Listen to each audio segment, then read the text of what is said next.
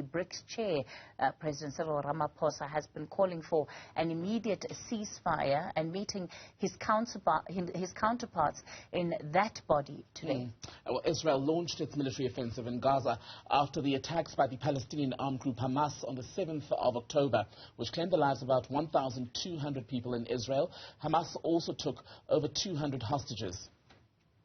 Well, the health ministry says over 13,000 Palestinians, many of them children, have died in the current fighting. Ramaphosa also saying the assault on Gaza is a violation of international law, particularly given the disruption to food, water and medicine supplies, which he says is tantamount to genocide. The BRICS group of nations is calling for the opening of humanitarian corridors and the release of civilian hostages. President Ramaphosa has again called on the International Criminal Court to initiate prosecutions against perpetrators of alleged war crimes.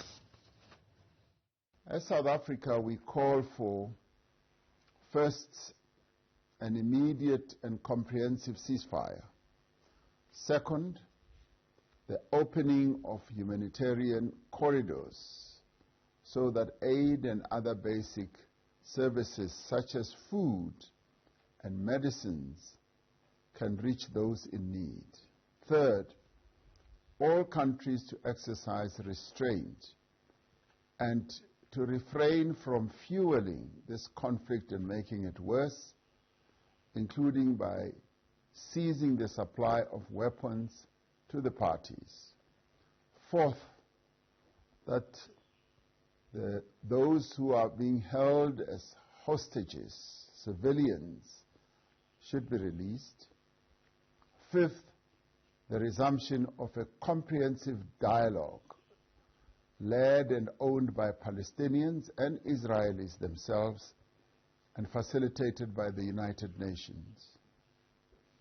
And sixth, the deployment of the UN Rapid Deployment Force in Palestine with a mandate to monitor the cessation of hostilities. And lastly, the International Criminal Court should urgently initiate investigations against those who have perpetrated war crimes.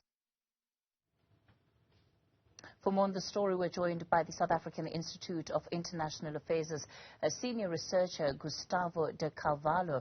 Gustavo, good evening to you. Thanks for your time tonight. Just looking at what has happened in the National Assembly this afternoon, one can very much say that Israel has anticipated that this could well likely be the decision that the parliament would come to. It's been no secret how the ANC, the EFF and various other political parties have felt on this issue.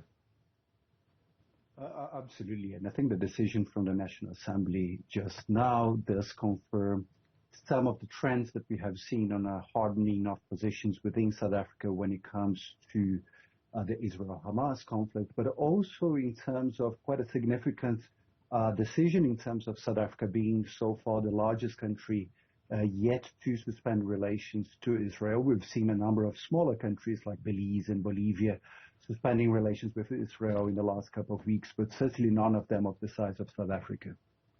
Of course, what South Africa had maintained in Israel is some diplomatic relations, but not really the presence of an ambassador there. That was the first severing, effectively, if one can put it that way, of the diplomatic relations. When we recalled our diplomats to Tel Aviv, it has seemingly only escalated since then. What do you think the impact of this is going to be with the rest of the world?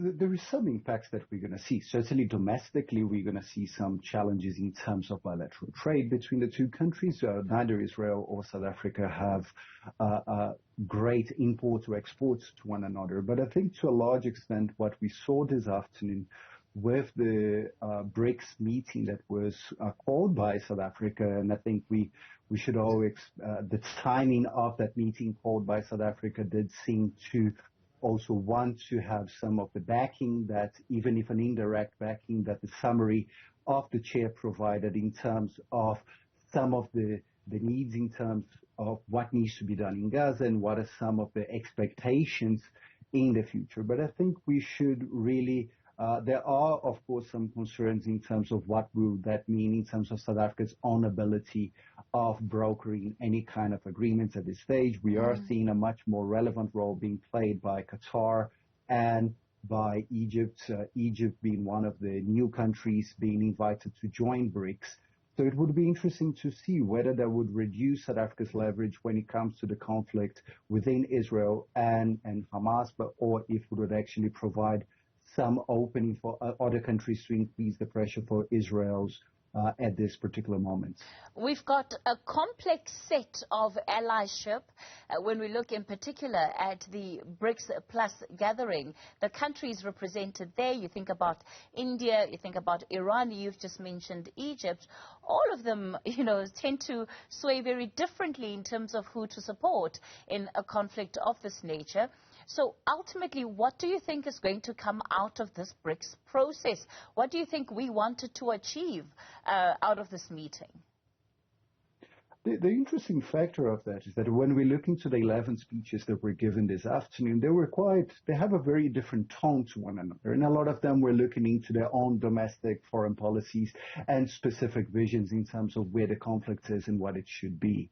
I think the one thing that South Africa tried to do, and was very clearly presented by President Ramaphosa towards the end, was not really to identify those big issues where there is disagreements between BRICS members. And I think BRICS members tend to be countries that agree to disagree on a lot of things. The summary of the chair that was accepted by all of the 11 participating countries this afternoon really provides that minimum common denominator in terms of what they would like to see. And I think providing a lot of emphasis in terms of the role of the Security Council and the General Assembly, but also very specific and tangible initiatives that it can be done in terms of reducing the escalation of the conflict in the Middle East. So I think it does provide some kind of an indirect backing for what South Africa is being expecting to do, but also a very unusual position of BRICS countries, and especially now with the 11 participants this afternoon in terms of providing a position and a summary of positions when it comes to a global crisis. That it's something that doesn't usually happen within BRICS, noting that BRICS members tend to have a lot of divergent positions when it comes to specific conflicts in the world, and that it's quite I think, an important development to watch in terms of BRICS developments going forward. Let's talk about the internal fallout from this decision. We, of course, already had the recall of the Israeli ambassador by his government. We're now faced with a situation where, of course, we've got lots of big business that has strongly affiliated itself to Israel, the conflict that is taking place in Israel. What do you anticipate will be part of the reaction then to today's decision by the National Assembly?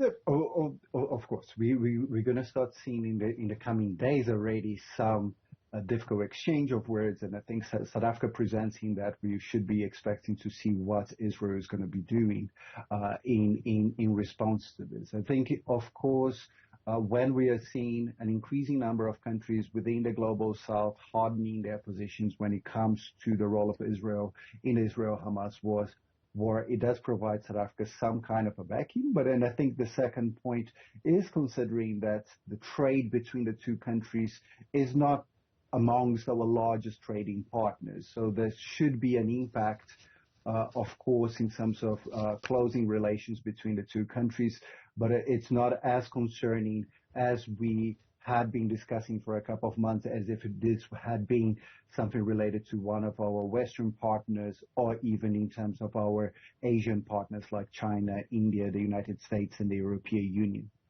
All right, we'll leave it there for tonight. Thanks for your insights. South African Institute of International Affairs Senior Researcher Gustavo De Carvalho.